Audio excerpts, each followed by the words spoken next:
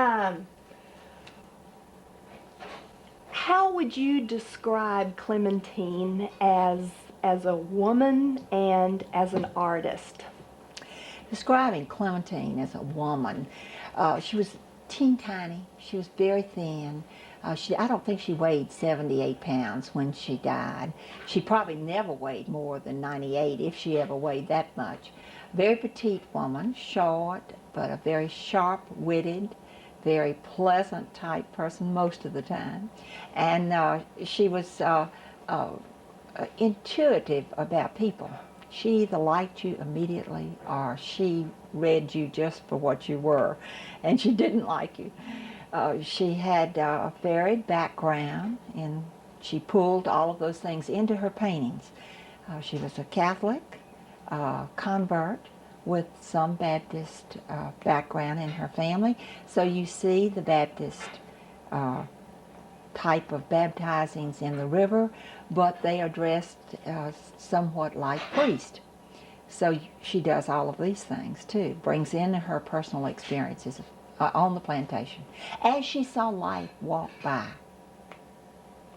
How would you describe Clementine's drive to paint? Clementine seemed like she was driven to paint, especially at night. She would say that she had a vision. She'd wake up in the middle of the night and have a vision. God put it in her head. God puts it in my head, she would say. And she'd get up and paint it. He gave her that gift, and she gave him credit for it. Did she, well, to whom, well, you've sort of answered this, but from whence did her talent and inspiration come? She began painting because she saw other people painting at Melrose. Miss Alberta Kinsey was an artist, and she had paints there at Melrose, old paints. So she asked Miss Alberta if she could have the old paints and the old brushes that Miss Alberta was throwing away. And she took them home and she painted a picture, and she came back with her picture to show it to Francois. And Miss Alberta says, "I done paint me a picture," is what she would say. Do you think she watched well, Alberta, do you think that Clementine ever watched how she actually painted? I mean, because I think about Clementine's flower paintings, the zinnias, how she painted petals. I mean, it looks trained, and she wasn't. So how do you think she knew how to paint? Miss Alberta painted mostly magnolias, or at least everything I've seen were magnolias, and they did not have the rough texture of the zinnias. So I think this was just something that Clementine came by naturally. You look at a zinnia and you see the three-dimensional look of the flower, the zinnia, and I think she picked up on that. She does this with cotton. I don't think Alberta Kinsey did that. I think she just started doing that on her own. How were her creative skills manifested? Hey, I'm sorry. Okay. No, that's fine. Just lost my. Oh, how were Clementine's creative skills manifested before she started painting? Clementine started learning all about life on Cane River as a little girl. She didn't like school. She would run away. She did not have an equivalent of a third-grade education because she could not read or write. She could count, but she could not read or write. So she had limits in what type of work that she was able to do in her early life. She was a cook. She assisted the cook at the big house, and then became, and I refer to the big house, I'm talking about Melrose, and then she became the head cook. And she would hear the conversations of all of the famous people that came there to live. So she had some experience with the outside world, so to speak, with the people that visited Melrose, the very famous people, and writers, artists, poets, these type of people. Excuse me. Are we picking up the kitchen sounds? Oh, I couldn't hear that. Okay, because I can hear her stirring. I just wanted to be sure. With that mic right there, it's directional. So I just. Have to be real quiet, Janet. We have to be real quiet. It's picking up on the video thingy. What I wanted you to talk about were her quilts, how the creativity that she showed in the quilts that she created, and talk a little bit about the technique that she used. The quilts that Clementine made are a wonderful example of how she viewed her life and the life on Cane River. As nearly all of them had a picture of the big house of Melrose, of Yucca, the house that was built first before the big house, and of Ghana, the slave cabin. They're done with quilt scraps of great, beautiful, bright colors, and they're put on either newspaper, cardboard, brown paper, scraps of paper, whatever she had available. I have never seen quilts done that way. They were quilted from the standpoint of pieced, but they were not quilted from the standpoint of the little tiny stitches that usually you had a cloth background to them. I do have one that has a great big piece of heavy canvas that is on the back, but that was put on later, and it mainly as a protection, because the two quilts I have, one of them hung on the outside there at Yucca for years and years in the weather, and it's still good. There's photographs in the Mignon collection that show that quilt on the back wall of Right. Yucca.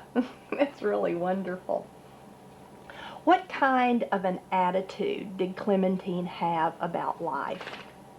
She took things that came her way, whether they were good or bad, and just handled them.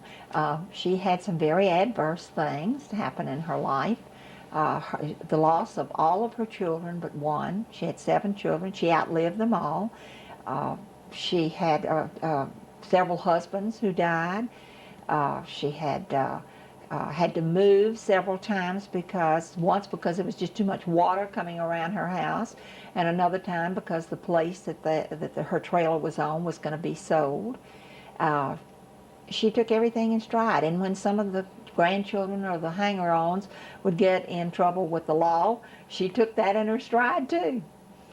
Her paintings seem, though she had a life that definitely was very difficult, her paintings seem to have such a joy in them. Why do you think that she chose to express joy in her paintings, though obviously they're picking cotton and they're working hard? Though she had a hard life and she had to work very hard, why do you feel like her paintings express such a joy of life?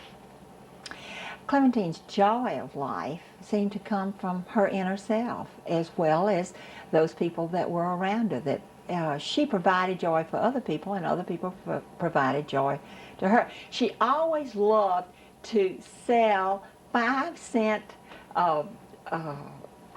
popsicles to the children. She would rather do that than sell a $200 painting. So she would make popsicles for the little children up and down the road, and they would come buy them for a nickel, and that was a big thrill for her because she had a deep freeze, and she'd rather do that than sell a picture. Why do you think that she felt that way? Well, I think Clementine loved children. She loved their response, and she was a natural grandmotherly type person, and I believe she enjoyed their company, and they certainly enjoyed hers. I bet. Especially when they saw her art, they immediately had a common bond. What about Clementine's sense of humor or wit? How do we see that in her paintings? Clementine had such a great sense of humor. If you look at her Saturday night, you see the doctor or the coroner coming to see about either the dead one or the one that has been, as she would say, stabbed in the back. and to see the birthing of the baby. You see the different people and what they're doing, and some of it is kind of funny. The role that the man played throughout her pictures is always portrayed a little bit sarcastically and funny, that he's much smaller than the women that she shows in her picture. And that was always kind of interesting as to what she portrayed men as. The wedding scene, the bride was always the largest. The cake was always the largest in some of the pictures. And that's because that was much more important to Clementine than that silly groom that she made about 2 inches high next to the 3 or 4 inch high bride. I think of the one particular story in talking about her sense of humor when President Carter invited her. Tell us that story. There was a wonderful exhibit that was held in Washington, D.C., and one of the art galleries put on of painters in Louisiana. I was contacted to get some of the paintings of Clementine up there, and so in the process, Senator Johnston's wife, Mary, said, Ann, we will have her, if she'll come, we'll see that the president can meet her. So she was issued a letter of invitation signed by the president, who invited her to come to Washington to view part of her exhibit. And when we took it to her, I said, I'll take you. You can stay at Miss Mary's house. And she knew Mary. And she said, there ain't no way I's going anywhere. The president knows where I lives, and he can just come right here and see me if he wants to see me. I'm not leaving Cane River. So notoriety to that point didn't really mean that much to her. Do you think she ever realized how talented she was and how far-reaching her works were? I'm not sure that Clementine had a concept of how far-reaching her art had gone. And certainly she would be excited, I think, today to know that her paintings are even in the embassies in Africa. That she was being used as an example to some of the black artists in Nairobi today. But I don't think her conception of bigness of the world was Alexandria, Baton Rouge, Shreveport, which is 165 miles is the farthest she'd ever been away from home, and didn't spend the night then. She wanted to sleep in her own bed. Once you drink Cane River water, you never want to live anywhere else. And of course, she felt the same way about Cane River. The people who live up and down Cane River have that wonderful sense of belonging and a sense of family, regardless of whether you're kin or not. And I think she felt that up and down the river. How do you feel her paintings reflect that? She painted about life that went on up and down Cane River, whether it was something that she participated in or she just watched as it passed her by. Her Saturday nights, she probably didn't go to the honky-tonk. She might have in her younger years, but certainly not in her later. But certainly some of her children and grandchildren went. And it was real close to where she lived, so she saw all the comings and goings in the road out in front of her. The baptizings go on still here every Saturday Sunday morning, during August in downtown Natchitoches and down further down the river. There are baptizings in the river. So you see those in her paintings. She came to town infrequently. When she came, it was for a specific purpose, to go to the bank, to go to the doctor, to buy a few little things.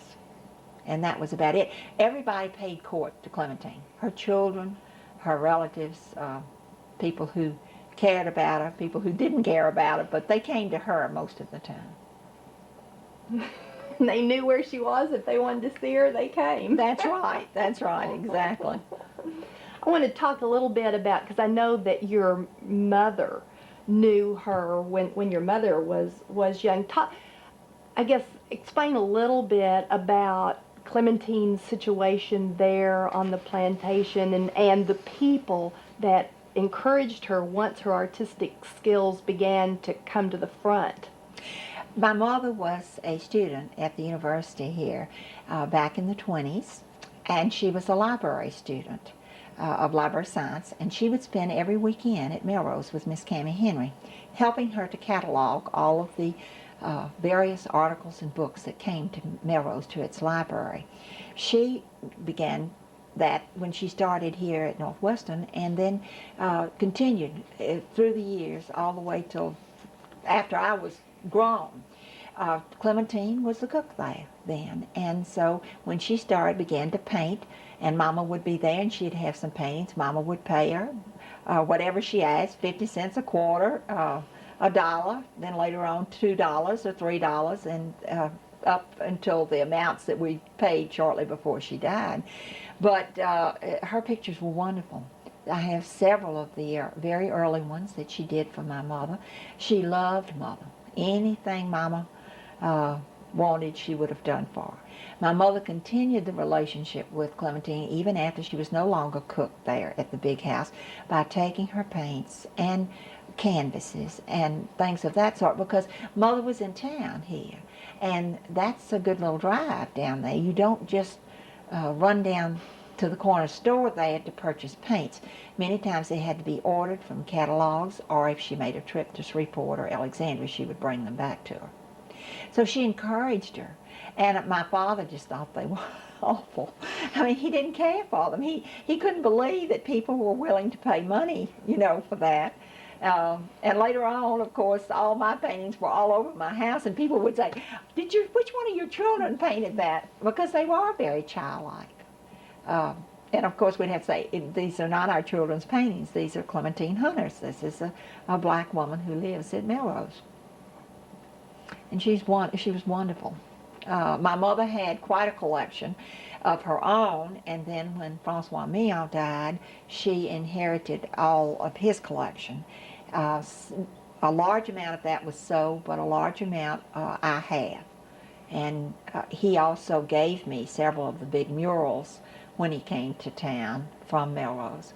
Mother did all of his checking and correcting of the columns that he wrote, Francois wrote, and of course they were promoting Clementine at that time.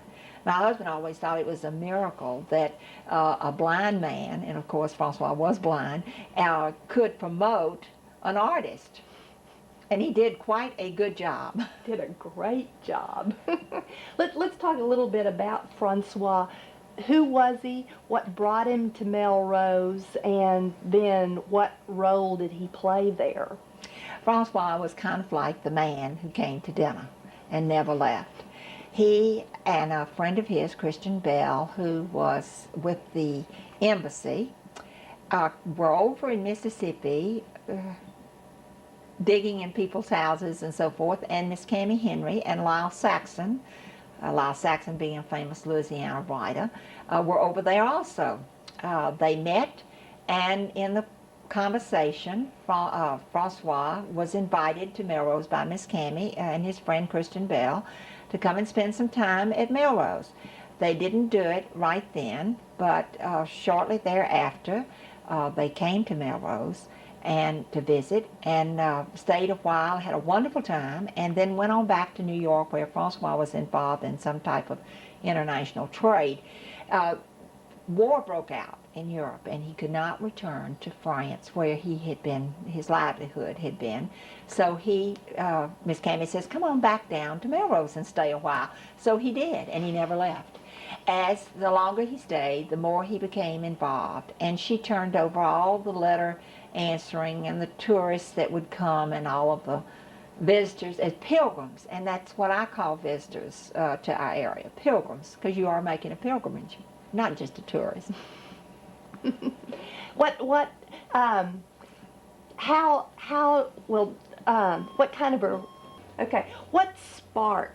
do you feel sparked the relationship between Francois and Clementine? Francois had the only telephone besides the owner of the plantation that was in that part of the area, and all of the people who lived up and down there would stop by his house and visit, and he always bought the little children candy or gave them money to go to the store. He loved Clementine immediately. She fed him. That's an immediate thing, and saw to it that his house was cleaned and that he had coffee and breakfast in the mornings, and so that he saw her frequently. He recognized very early the talent that she had and proceeded to write about her in his columns. And he and a friend, James Register, and mother, would bring her all sorts of paints and boards, and she painted on anything. She would take a window shade, a piece of cardboard off of a cardboard box, a shingle, just leftover building materials, most any medium that she could find, she would paint on. He and James Register, I'd say, if you want to call it, conspired to make her famous. And James Register made arrangements for her to have a show up in Oklahoma, I believe it was, and he collected large numbers of her paintings, and at one time gave lots of these paintings back to her to allow her to resell them. I didn't know that. A lot of the paintings that you see that have Clemence on them, those were paintings that were in an old trunk. They were done with watered down oils with kerosene, and James had those and tried to get her to put the name Clemence on that. They thought that would make a great signature because that was her French name, and that's what some people called her. But she never would learn to write that, and so they went back, and I imagine at that time, after she just wouldn't do it, James Register put that on there. He wrote all of those Clemences. Clementine never did. You say they conspired, they set out to promote her. Why do you think, why did they take such a personal interest in her? Well, James Register was not employed, and Francois was not employed, and they were friends, and they visited, and they took delight in seeing someone else do well. James Register was a photographer. He traveled a great deal. He married a lady of wealth who provided for him quite well, and so he had a lot of time on his hands to do all of these things. And he and Francois would plan, just like if you had hours on your hands. I think that's why they did that. But they cared for Clementine. Oh, yes. Oh, no question that they cared for her a great deal. But it was most interesting that they recognized the bright colors, the subject matter, as being something that would bring joy and happiness to other people. That was a fabulous statement. Tell me what you want me to say. I mean, you've made a bunch of fabulous ones, but that was great. That was perfect. Oh. I want to talk specifically about Clementine's paintings because she rarely painted white people. And well, I guess her religious paintings especially, she took them from her own personal experience. Talk a little bit about, I guess, Clementine's attitude about painting white folks, and even her making Jesus and Mary black. Why do you think she did this? And the nativity scenes, what significance does that have from her own reality? You will find very few paintings that Clementine did that have white people in them because she really never wanted to paint them. I think she was uncomfortable that she was not going to make them look the same as other people to recognize. She would put Miss Cammie Henry in many of her paintings. The Ladies in Calico, she did several of those that have white people. And of course she did our family portrait that is on display. One time my husband took a picture of our family. We have 7 children, and I asked Clementine to paint that picture for me for a birthday present. And she said, "I don't paint white folks." And he said, "Well, try it anyway. She said, I can't do it. He says, well, I'm going to leave it here with you, and you try it and see if you can do it. And it wasn't 2 days later till she called him. She says, come get this ugly thing. Come get this ugly thing, Mr. Jack. And so Jack went down there, and there, of course, is the picture. I'm quite large in the picture. I'm the biggest person because my relationship with Clementine was probably the biggest thing in our family's relationship with her. So she always made the person she thought most important. And you'll see in some of her paintings, Miss Cammie Henry is a little larger than the other people because Miss Cammie Henry was a very large person in her life. But she told my husband when he picked it up, she says, I ain't never gonna paint white folks no more. I don't like to paint white folks. So she didn't. I love her crucifixions. To me, they express her vision of God. She saw Jesus as a black man, and I think if you'll read a little bit in the biblical history, you'll find that many of the people of that region were very dark, and they may have been much darker than how we perceive what Jesus looked like. I would hope that Santa Claus would be of whatever race I happen to be. And I think that's the way she felt about Santa Claus and God and Jesus and any of the other big things in your life as you're growing up. Oh, I do too. I love it. Talk a little bit about the gifts that the three wise men bring, because it's not your gold, frankincense, and myrrh. Your nativity scenes that she does are so interesting because many of them have Mary, who is still pregnant, has not had the baby yet, and the three wise men are already there. Three wise men must have been a very strong thing in her religious upbringing because in most of her nativity scenes she has the wise men there, whether Jesus has come or not. And they come bringing interesting gifts, the kind of gifts that you and I conceive of, not what they actually brought. They brought a gourd, they brought a birthday cake, they brought something that was grown, some sort of vegetables or something, food to eat or something like that.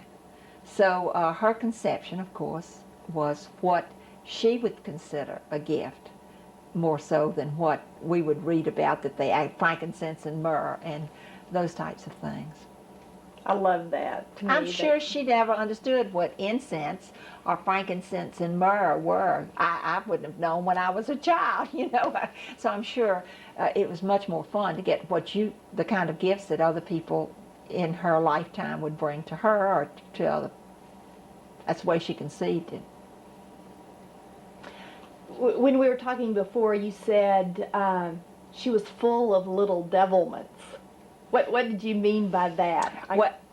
She would love to stir a little bit in some of the local gossip, and she could hardly wait to tell you, if you were close to her, some of the little things that had happened up and down the river to various ones.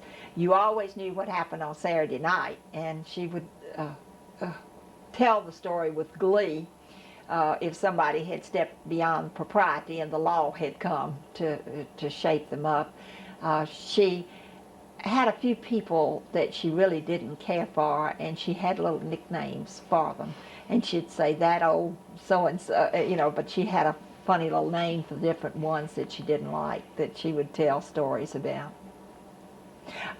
You know, she quit going to church, to church because when her son died, the priest was elderly and he had a drinking problem.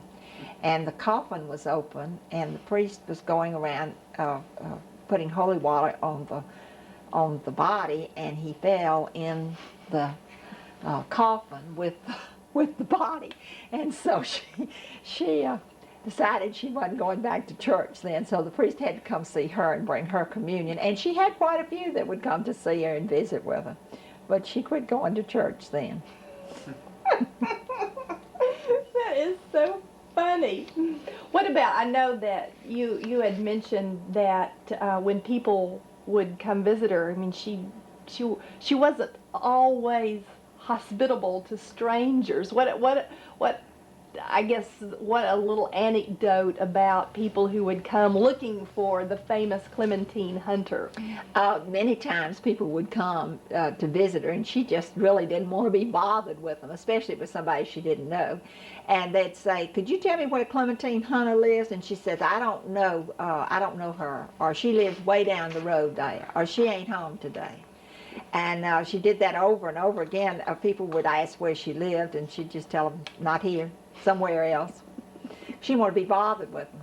She might have 10 pictures in her house that were not sold to somebody, but if she didn't take a liking to you, or she didn't want to sell it to you, she'd tell you, "I ain't been painting, the arthritis has been hurting me in my hand." And yet she'd have 10 or 12 pictures, and they're all ready to sell, but wouldn't let you in the house, and wouldn't tell you that she had any. Didn't matter how much money you offered her. She had to like you to sell a picture to you. Oh, I think that's great. Now, I felt at some point that there were some people that took advantage of her. And we tried to stop that as much as possible, but, you know, the children needed money, and they would encourage Mama to go on and sell so that they'd have money to buy a car, or get somebody out of jail, or pay non-support, or those type things. What about special requests for painting certain subjects? How did Clementine, because she had a repertoire that she did, but when people requested special things, how did she respond? She'd say, "Well, write it on the back of the board that you brought there." And you'd write it on the back, and if you didn't come right away, or if she had a notion, she didn't pay any attention to it. She painted what she wanted to.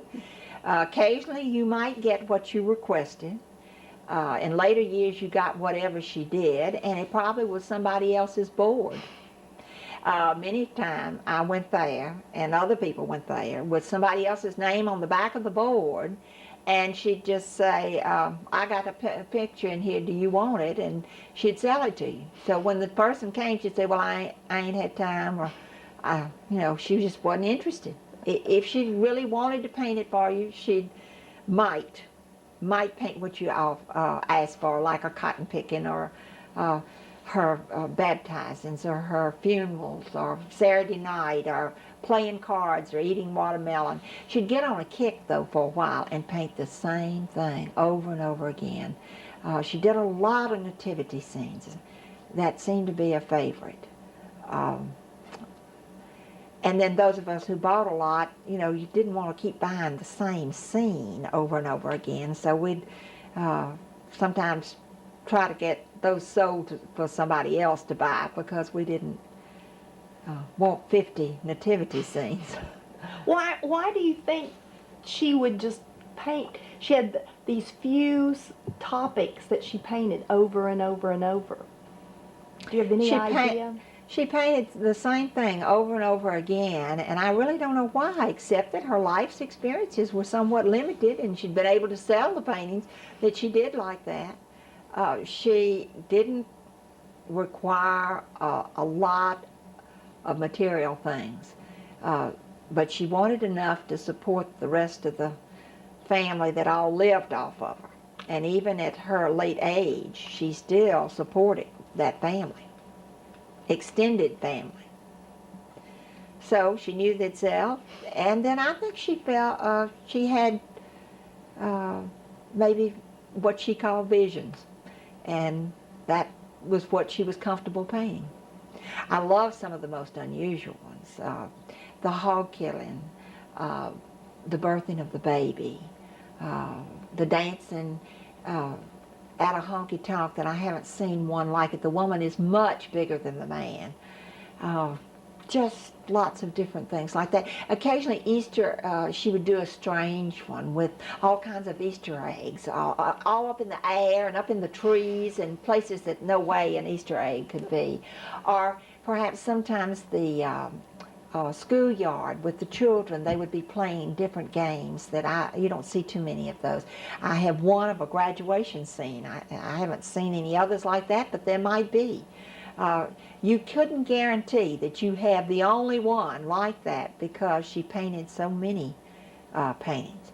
I have an interesting one that is a black Jesus that's painted on a yellow background that has blue crosses all over the whole background of it. And it took me a long time to figure out that's probably a cemetery.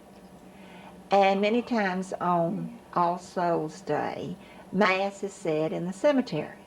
And there's usually a great big cross in the cemetery. And of course, being Catholic, everybody went and put flowers on the graves and cleaned up the graves, and that might have been her experience there. Of course, it might have another meaning. That's what's so wonderful about her art. You can interpret it any way you want to.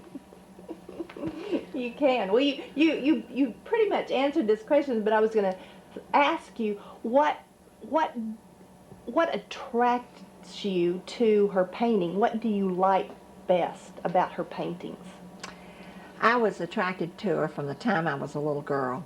Her bright colors. You know, it's obvious I like bright colors.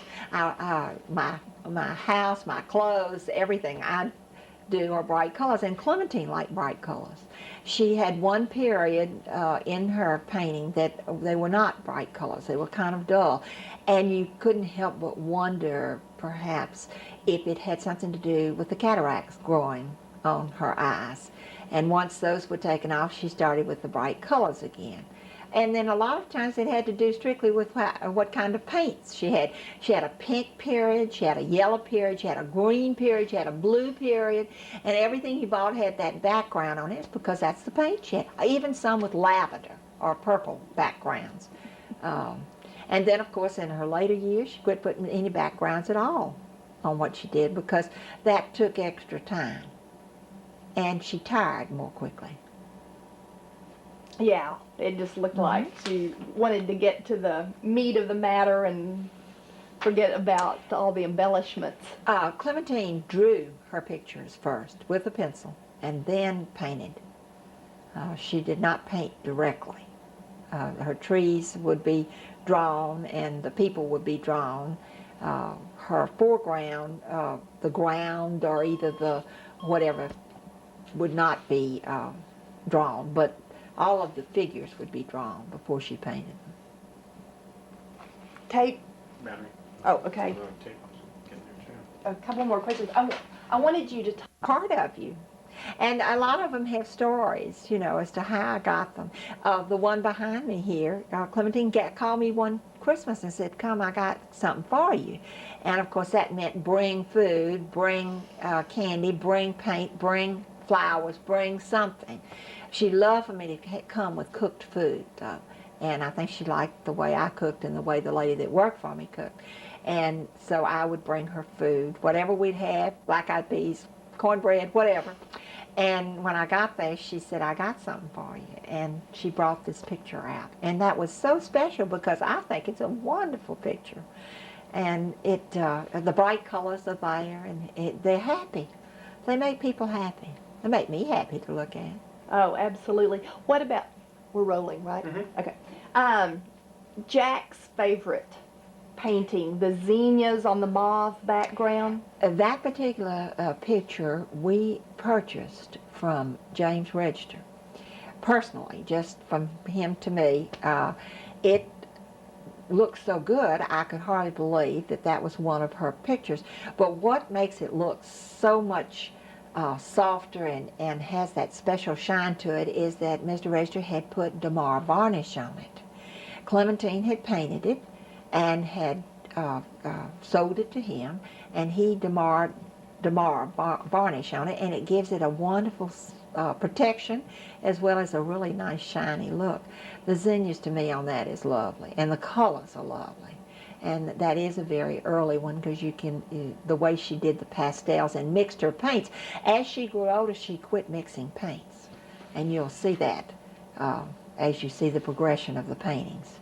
Well, now, did she mix them on the palette or did she mix them on the canvas? She mixed them on the palette. Or at least I never saw her mix them on the paintings. It was interesting, you didn't see her painting very much. She painted late at night.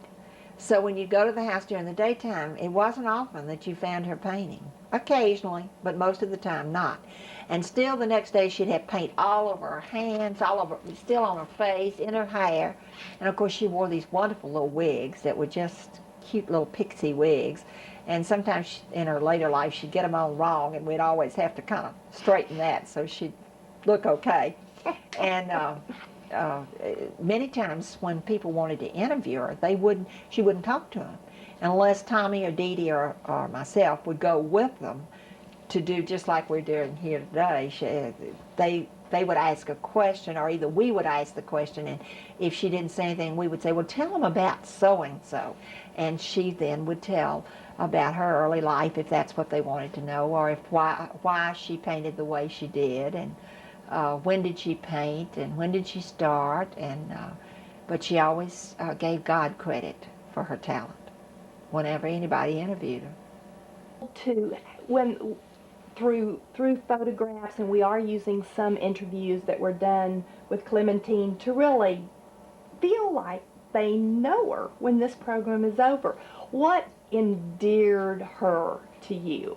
What did you find most endearing about her?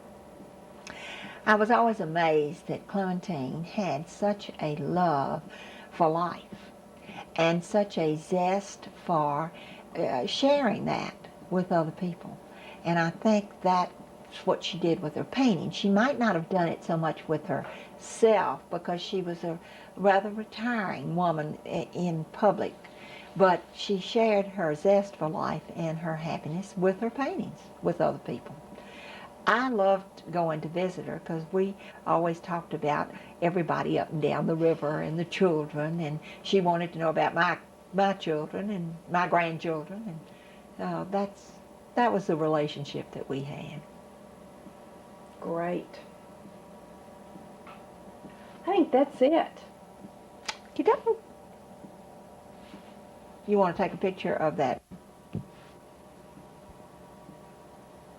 Hard to believe that they're all grown, finished college, and only one left in law school.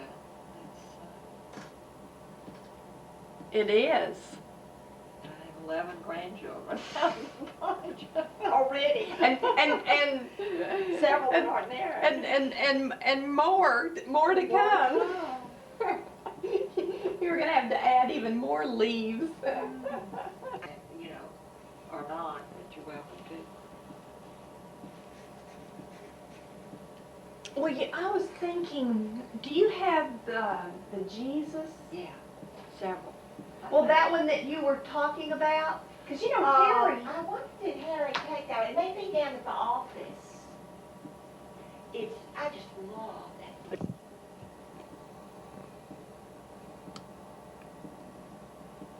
I'm sure that son is mortified to think that he owned a suit like that.